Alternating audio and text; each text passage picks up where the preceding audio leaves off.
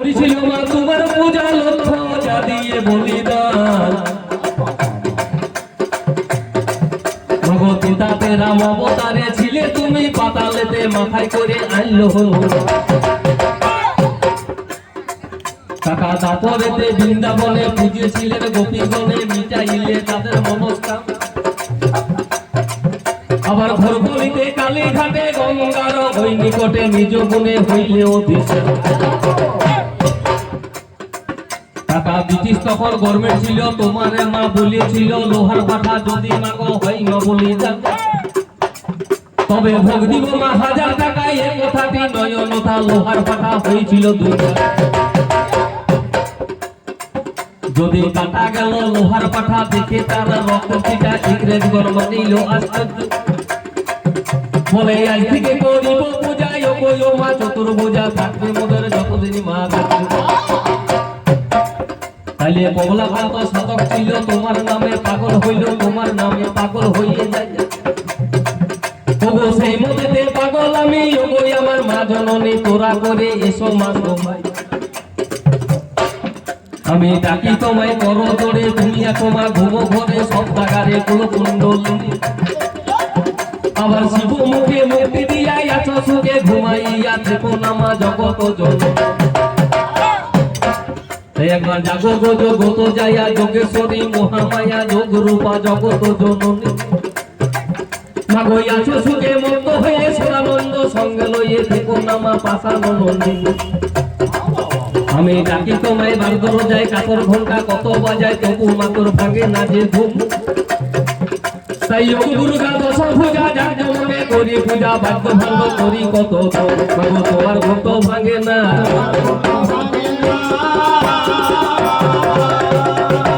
আমি ডেকে ডেকে হলাম সারা তোমার ঘট ভাঙে না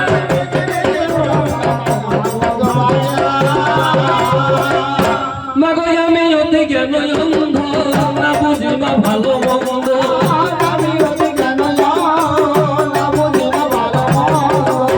দুঃখ গেল না আমার মনে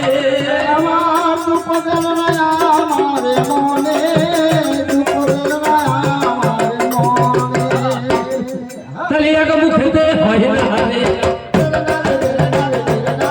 আর হয় না কোনো গালে টাকা কবি গানে গাইতে গেলে মোদের মনে সামনে ওগো সবার নামে আগে দুজন পাতাবো সম্বন্ধ তাহলে আপনারাও এলেন মাগো এলেন দলে দলে আজকে আমাদের মুখে কিছু কথা শুনিব বলে কিন্তু নাই মোদের সাজে পোশাক নাই মোদের অস্ত্র আজকে থাকার মধ্যে কথার বলি ঢোল তাহলে কবি গানে দেখার মতো কোনো জিনিস নাই ওগো যা সব শোনার জিনিস শুনিবেন সবাই তাহলে প্রথম আসরে আমাদের নিমাই ঠাকুর মাগো আজকার কবি গানের পালা ধরিয়ে গেল এবার আপনাদের কাছে যখন অনুমতি চাই বুঝে কি বিষয়ে চলবে আজকে আমাদের লড়াই তাহলে বিবেচক ব্যক্তি যারা করিয়ে বিবেচনা বুঝে মায়ার বাবাতে হতে তাহলে মায়েদেরই দাম কত বাবাদেরই কত আজ এই নিয়ে চলবে লড়াই অবস্থা তাহলে এই মায়ে ঠাকুর আমার প্রথম আসরে কাকা আজকাল কবি যখন পালা ধরিয়ে গেল এবার কোন দিকে দাঁড়াবো জিজ্ঞাসা করিল বুঝে পাল্লা তারে এসে বলে ছেড়িয়ে দিবে নাই আপনারা শুনে চললো ভালো তাহলে এই খেলকার লোকে আমার ঠিক তখন করে বুঝে বাবার ভাগে দাদা তুমি দাঁড়াইবে এবার বাবার ভাগে যখন দাঁড়াইয়ে গেল মায়ের দাম বাবা দেখতে নাহি পেল রে বাবা বড় হইল আর আমার মায়ের দাম শালা খুঁজে পাচ্ছে না তাহলে কাকা তাহলে মোটামুটি বাপ বুঝে গেছেন আপনারা সত্য যেটা দাপর বলি চারটি যুগের মাঝখানে যা দাম আছে একমাত্র পুরুষের দাম আছে এর বাবাদের দাম আছে মায়েদের চার আনাও দাম নাই মায়েরা কিছু করিয়ে যায় নাই তাহলে ভাই এক কাজ করুন নিমাইটাকে যখন এত করে ভুলে যাচ্ছে মা আপনাদের চার আনাও যখন দাম নাই আপনারা একটা কাজ করুন মা এখানে আর বসে বসে কবি গান শোনার দরকার নাই মা আপনারা ঘরে যে ঘুম মেরে দেন না কি দরকার আছে মায়েদের যখন দাম নাই এই নিকাই ঠাকুর এই আসর আজকে একাই গানটা করুক আর বাবারা একাই গানটা আপনাদেরও দরকার নাই মা আমারও দরকার নাই কথা বললে হয় না মা কথার মধ্যে একটা যুক্তি যুক্ত থাকা দরকার সব জায়গায় বাবা বড় রে তোর বাবা যদি সব জায়গায় বড় তো তুই আমাকে একটা জিনিস বল দেখিনি ভাই আচ্ছা মা আপনারা কালী মন্দির দেখেছেন কালী মন্দির আছে আপনাদের সামনেই আছে নাকি হ্যাঁ গো মা কালীর পা তলটিতে কোন লোকটা পড়ে আছে হ্যাঁ তোর বাবা যদি এত বড় বড় তাহলে মা কালীর পা তলটিতে পড়ে কেন কাতলা মাছের মতো খাপি খাচ্ছে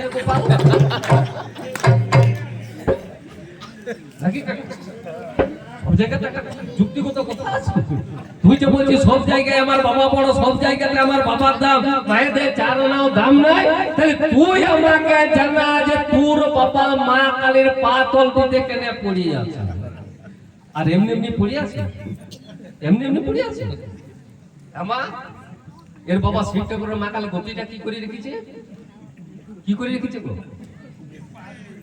পা দিয়ে রেখেছে ওই পাঁচ নম্বর রাশিয়ান ফুটবলের মতো পেটটা পাটাকে চাপাই রেখেছে এতক্ষণ মা আপনাদেরকে আমি বলি যাচ্ছি এর বাবারা যদি বেশি বাহাদুরি করতে যাই ওই মা কালীর মতো যেমন শিব ঠাকুরকে পেড়ে পেটটা পা দিয়ে দিয়েছে মা এর বাবা দিকে পেড়ে পেটটা পা দিয়ে না এগুলা খুব রাগ ধরে গেছে কাকা এই সকল কথা আমি বলতে দিয়েছিলাম আমার খুব রাগ ধরে গেছে মা তুই বলছো সব জায়গাতে বাবার দাম তোর মা কোন জায়গায় আছে তুই আমাকে জানাবি এই এদিকে আয় মায়ে পিকআপ লোড করে দেবো তো শ্বশুরকে গিফট করে দেবে তুই কোন জায়গায় মাকে দেখতে চাস তুই আমাকে বল প্রত্যেকটা জীবিকা মাতৃগর্ভ হইতেছে এই মায়ের স্তর ধারা পান করে এত বড় হয়েছিল আর এই শালা যেরকম মায়েদের নিন্দা করতে আরম্ভ করেছে আমার মনে হয় এই ছুচা মনে ওর মায়ের পেটে জন্মগ্রহণ করে এই শালাকে মনে ওর বাবাই মনে গর্ভটা তো ধারণ করেছিল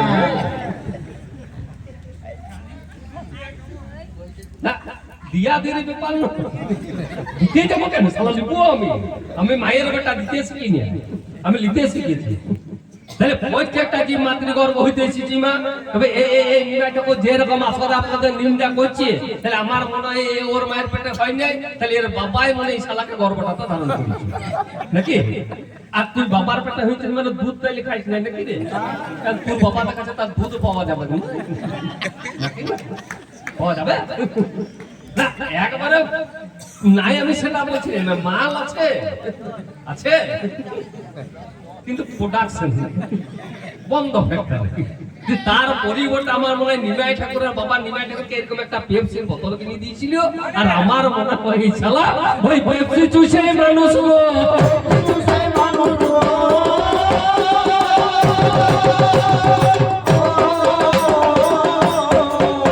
তাহলে ওর বাবা আগে আমার জন্ম নিল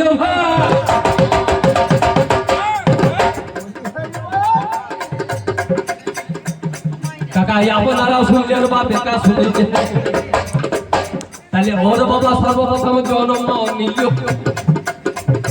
সেই সূত্রেই আমার বাবা কত বড় হইল তাহলে তোমার মায়ের জন্মটা পরে হচ্ছে ভাই তাহলে সেই কারণেই আমার মা ছোট হয়ে যায় তাহলে কত সুন্দর যুক্তি কথা নিবে ঠাকুর বলিল তাহলে জন্মটাই এর বাবা বড় হয়ে গেল দাঁড়ানো আচ্ছা আপনারা বিচার করে বলুন তো যে মানুষ জন্ম গুণে বড় হয় না কর্ম গুণে বড় হয় কোনটাতে বড় এখন বলছে কর্ম যখন ছুচা কথাগুলো ভুলে যাচ্ছে তখন কি করছে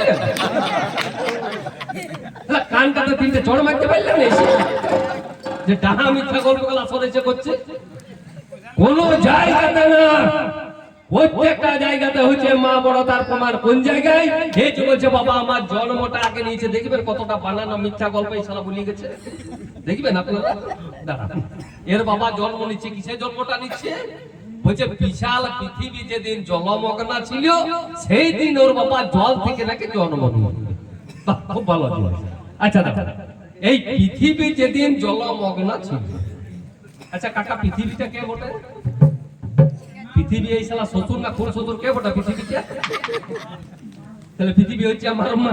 তাহলে তোর বাবার আগেই মা আমার জন্ম নিয়ে বসে আছে, তারপরে তোর বাবার জন্ম নাকি? তাহলে আগেই আমার মা জন্ম নিয়ে বসে আছে। এই বিশাল পৃথিবী যেদিন জলমগ্না ছিল, তাহলে পৃথিবী শব্দে যদি মা হয়, তাহলে তোর বাবার বহু আগে মায়ের আমার জন্ম, তারপরে জল হইল, তারপরে তোর বাবার জন্ম। এই হইলে একটা কথা। দ্বিতীয় নম্বর কথা দেখুন কোন জায়গায় এ বলছে আমার বাবা জলের উপর ভাসতে ভাসতে হঠাৎ করে নাকি এর বাবা চিন্তা করেছে। চিন্তা যে মাত্র করছে এর বাবার কপালে ঘাম দেখা দিয়েছে। যে ঘামটা তুলে যখন ফেলে দিয়েছে, একটা মেয়ে ছেলে জন্ম হলো যার নাম আদ্যা শক্তি মহামায়া। ওই বাঁচা গল্পটা তোর বউটাকে শোনাকা ছুঁচা তোকে ভালো বলবে, এগুলা বাঁচা গল্প নয়। জলের উপর এর বাবা ভাসছে ভাসতে ভাসতে চিন্তা করছে, চিন্তার ফলে কপালে ঘাম দেখা দিচ্ছে। আচ্ছা আপনারা বিচার করে বলুন তো, যে লোকটা জলের উপর ভেসে ভেসে যায়, এখন তার শরীরে কোনোদিনও ঘাম হয়? যে লোকটা জলে ভাসে তার ঘাম হয়? কত বানানো মিথ্যা গল্প বলতে আরম্ভ করছে, চিন্তা করে দেখো। জন্মটা যে নিচের লেখা, তাতে কোনো দুঃখ নেই, কাকার লেখা জন্ম দিয়ে হইল কি, সেই জন্ম থেকে যখন কপালে ঘাম দেখা দিলে, ঘামটা ফেলে দিলে, তখন একটা মেয়ে ছেলের জন্ম যার নাম আদ্যা শক্তি মহামায়া। আপনাদেরকে আমি বলে যাচ্ছি, আজ থেকে যদি সন্তান সন্ততির দরকার হয় মা, আর গর্ভে সন্তান ধারণ করার দরকার, আপনারা বন্ধ করে দেন, ঝাড়খণ্ড বন্ধ করে দিন। যখন এই সন্তান সন্ততির দরকার হবে, এর বাবাটিকে নিয়ে এতক্ষণ এই ডিবিসি ড্যামটাকে ঠেলিয়ে দেবে, ঠেলিয়ে বাবাটিকে জলটা ফেলে দেবে। যখন এর বাবাটিকে জল ফেলে দিবেন, এর বাবারা চিন্তা করবে, চিন্তা করে সেটা কপালে ঘাম দেখা দিবে, আর ঘামটা তুলে যখনই ফেলে দিবে, একটা ছেলের জন্ম হয়ে যাবে। নিমাইটাকে যখন বলে দিচ্ছে ওইটাই আপনারা করবেন না। এইটা হচ্ছে বানানো মিথ্যা গল্প।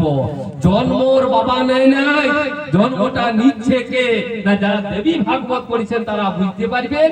ওই যে জ্যোতিটা বেরিয়েছে, যে এতটা পর্যন্ত ভাইটি আমার ঠিক বলিয়ে গেছে, বাকিটা কারো বলা না। ওই জ্যোতিতে সর্বপ্রথম জন্ম নিচ্ছে কে না? জ্যোতিতে জ্যোতির্ময়ী মাঝে আমার,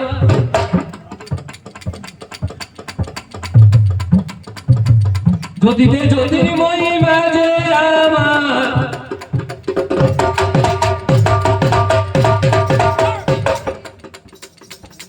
মাতা লোভিলেন জল। এবার জলের ওপর ভাসতে থাকে অগমতী মা। তাহলে এইভাবে মা ভাতে জলের ওই উপরে, এবার কেমন করে এর বাবাকে সৃষ্টি করে। এবার সৃষ্টির কথা মায়ের মনে পড়িয়ে গেল, তখন এক অন্ধুর জল মাথা হাতে করে নিল। এবার মন্ত্রপুত করি যখন করিলেন ভক্ষণ, সঙ্গে হইল মায়ের গর্ভের লোকন।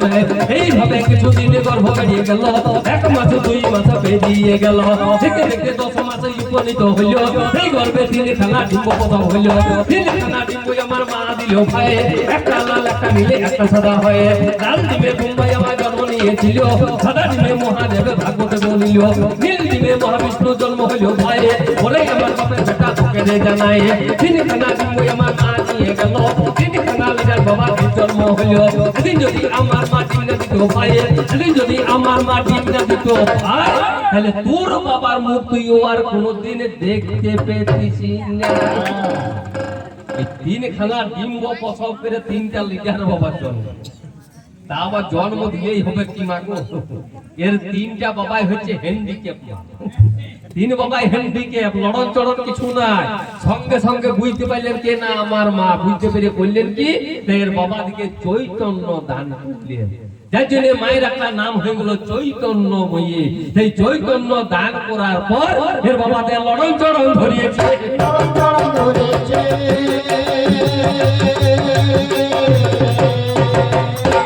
আর এ বলছে যে তোমার মা কি এমন করে গেছে, তোমার মায়ের দামটা কোন জায়গায় তুমি আমাকে বলো। ওরে তুই কোন জায়গাতে মায়ের দাম দেখতে খুঁজবি? তুই বল কোথায় আমার মায়ের দাম দেখতে চাইছিস? বলছে দিন আর রাতের মধ্যে আমার বাবা, দিনে সূর্য উঠছে আমার বাবা, রাতে চন্দ্র উঠছে আমার বাবা।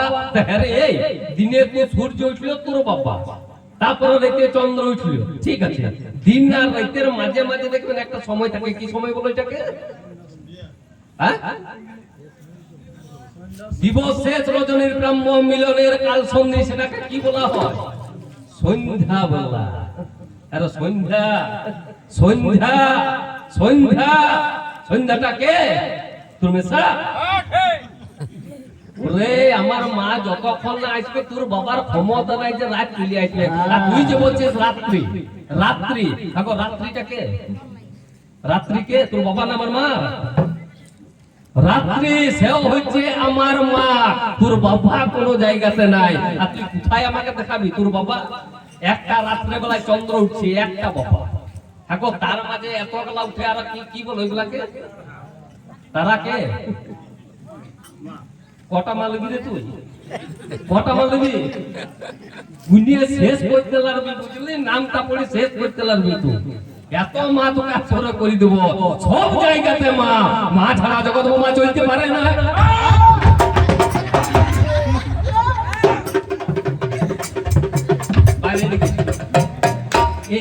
একে কিছু করার দরকার নেই, শালা আমি দেখলে তুমি ওই মালটাকে ভালো করে সব জায়গাতে কাকা মা। মা ছাড়া জগৎ চলতে পারে না। দেখবেন তার আরো প্রমাণ দিয়ে দেবো আপনাদের সামনে। বিশ্বকবি কাকে বললো রে?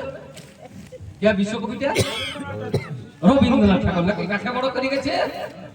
এর বাবাকে?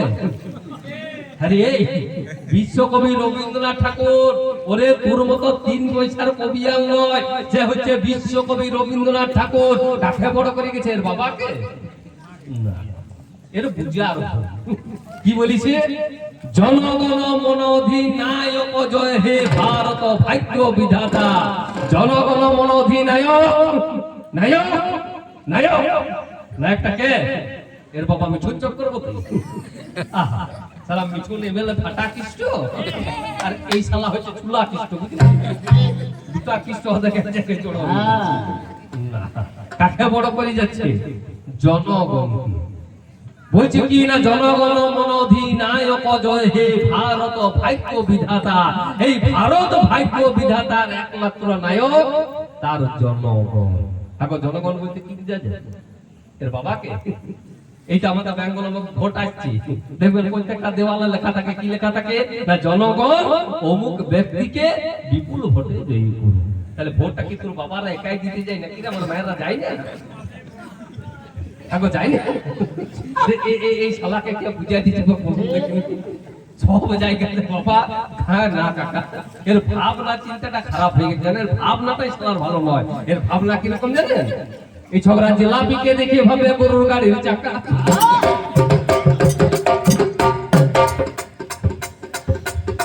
ও মা, ভাবনাটাই তো খারাপ। ছোকরা জিলাপিকে দেখে ভাবে গরুর গাড়ির চাকা। আর পাপড় ভাজা নিয়ে করছে বাতাস খাওয়ার। কলকাতার মোড়মানিকে দেখে ভাবে আমার খাবার নল। আর আপেল বলে যাচ্ছে কেটে প্লাস্টিকের বল। এ গঙ্গাপুরকে দেখে ভাবে পক্ষীরাজের গোড়া। আর মশলা শিব ঠাকুরকে দেখে ভাবে মশলা বাটানো। এ চিনির বস্তা দেখে ভাবছে কোন নদীর বালি। কাকা চিনির বস্তা দেখে ভাবছে কোন নদীর বালি। আর শাশুড়ি মাকে দেখে ভাবে আসছে বড় সালে। এই সালা ঠিক সেই রকমের ভাবনা।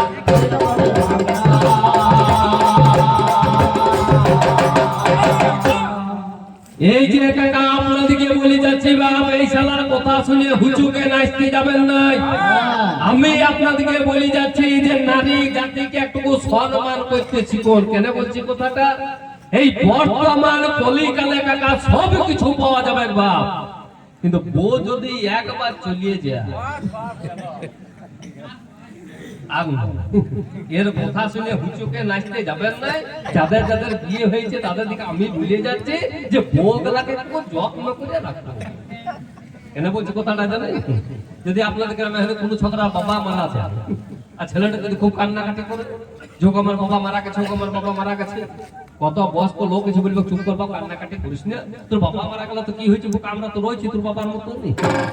তাহলে বুঝতে পারছেন এই জগতে বাপ মরে গেলে বাপ পাওয়া যায়। কোনো ছোটরা যদি এখানে মাটা মারা যায় আর ছেলেটা যদি খুব কান্নাকাটি করে, ওগো আমার মা মারা গেছে, ওগো আমার মা মারা গেছে, কত বয়স্ক মেয়ে ছেলে আছে বলে চুপ করবা, কান্নাকাটি করিস না। মা বাবা কারো চিরদিন বেঁচে থাকে না রে, তোর মা মারা গেল তো কি হয়েছে, আমরা তো রয়েছি তোর মা মাসির মতন। তাইলে বুঝতে পারছেন এই জগতে বাপ মরে গেলে বাপ পাওয়া যায়, মা মরে গেলে মাও পাওয়া যায়। কিন্তু হঠাৎ করে কোনো ছোকরা যদি এখানে বউটা মারা যায়, আর লোকের ছেলে দোষ দিয়ে কি হবে, মনে করেন নিমাই ঠাকুরের বউটা সালা বেলুন ফোটা হয়ে গেছে।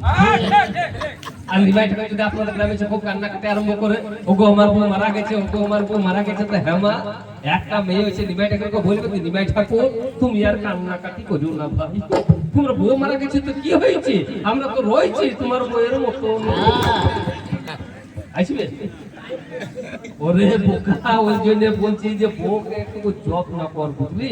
বউ হচ্ছে এই জগতে অমূল্য রত্নধর, নারী ছাড়া জগৎ চলতে পারে না, সব জায়গায় মা বড়, মা ছাড়া নাই।